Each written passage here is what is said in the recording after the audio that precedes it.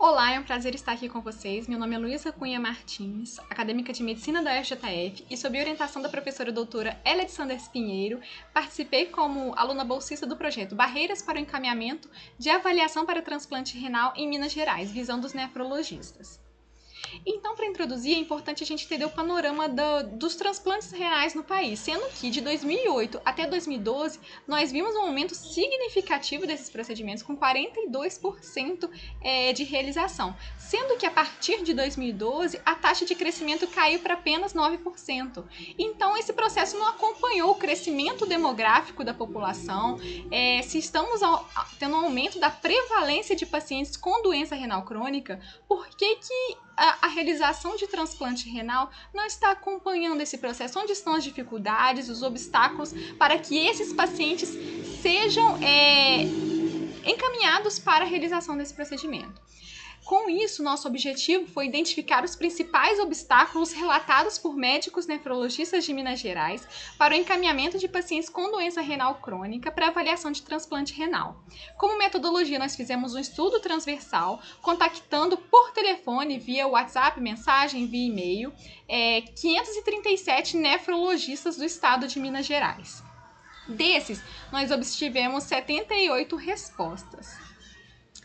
Então, antes de prepararmos o formulário, antes de enviarmos propriamente dito os formulários para esses médicos, nós contamos com um projeto piloto em que enviamos para 5 nefrologistas de diferentes estados do país o formulário inicial que nós tínhamos, e eles possibilitaram acrescentar informações que poderiam ser mais úteis, acrescentar novas perguntas, aquilo que poderia orientar melhor o nosso projeto. Então tivemos um trabalho final, um formulário final, em que contava inicialmente com um termo de consentimento livre e esclarecido, em que o nefrologista ele iria ler, entender melhor como funcionava a pesquisa, preencher se concordava ou não, para assim seguir na resposta dos demais pontos. Inicialmente a gente contou com a percepção de dados demográficos, entender um pouco o perfil desse médico e como que era a formação e a atuação profissional nele nesse mercado, nesse ramo da nefrologia. Então tínhamos perguntas como, por exemplo, quanto tempo de formatura desde a graduação, quanto tempo atua como nefrologista, qual o número de nefrologistas trabalham no centro de diálise. E as perguntas permitiu que nós traçássemos um perfil, um mapeamento de quem eram esses médicos.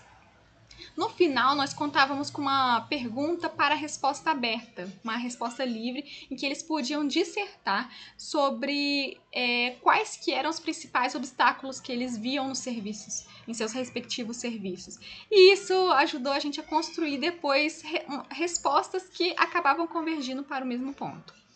De resultados, entre os inúmeros resultados que agregaram, endossaram informações ao nosso projeto, nós podemos contar que tanto elegibilidade clínica quanto cirúrgica apresentaram, assim, significativa concordância entre esses médicos no quesito como fator para encaminhamento para o transplante.